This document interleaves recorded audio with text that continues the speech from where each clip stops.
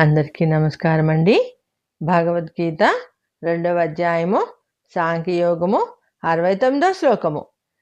Yeah నిశా సర్వభూతానాం తస్యాం జాగర్తి సంయమీ యస్యాం జాగ్రతి భూతాని సా నిశా పశ్యతో మునే. 69. Yeah నిశా సర్వభూతానాం తస్యాం జాగర్తి సంయమీ యస్యాం జాగ్రతి భూతాని సా నిశా పశ్యతో మునే. శ్రీకృష్ణ భగవానుడు అర్జునుడితో ఇలా చెప్తున్నారు. సత్యం కనుక్కోవడానికి జ్ఞాని మేలుకొనే ఉంటాడు, ప్రాపంచిక విషయములను అనుభవించడానికి అజ్ఞాని మేలుకొని ఉంటాడు. ప్రపంచం నిద్రపోయినప్పుడు అజ్ఞాని నిద్రపోతాడు, జ్ఞాని నిశ్చలంగా ఆత్మానందాన్ని అనుభవిస్తుంటాడు. ఇంకా విపులంగా చెప్పాలంటే సాధారణంగా మానవులు అజ్ఞానంలో ఉంటారు. అజ్ఞానము అంటే చీకటి, వెలుగు కనపడదు, అందుకే అజ్ఞాన అంధకారము అని వాడుతుంటారు.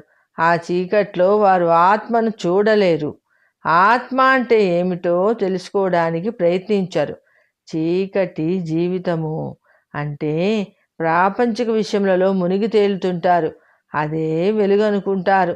అంటే ఆత్మ విద్యపరంగా వారు నిద్రపోతూ ఉంటారు, ప్రాపంచిక విషయముల గురించి మేలుకొని ఉంటారు. చిన్న ఉదాహరణ, టీచర్ పాఠాలు చెప్తుంటే, జ్ఞానబోధ చేస్తుంటే విద్యార్థులు తూలుతూ ఉంటారు. అదే సినిమా కథ చెబుతుంటే ఉత్సాహంగా వింటారు.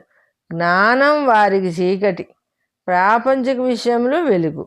అదే జ్ఞానికి ఆత్మజ్ఞానము వెలుగు, ప్రాపంచిక విషయములు చీకటి. ప్రాపంచిక విషయములు వచ్చినప్పుడు జ్ఞాని నిద్రలోకి జారుకుంటాడు, మానవుడు మెలకువగా వాటిని అనుభవిస్తూ ఉంటాడు. జ్ఞాని అజ్ఞాని పరస్పర విరుద్ధమైన పరిస్థితుల్లో ఉంటారు.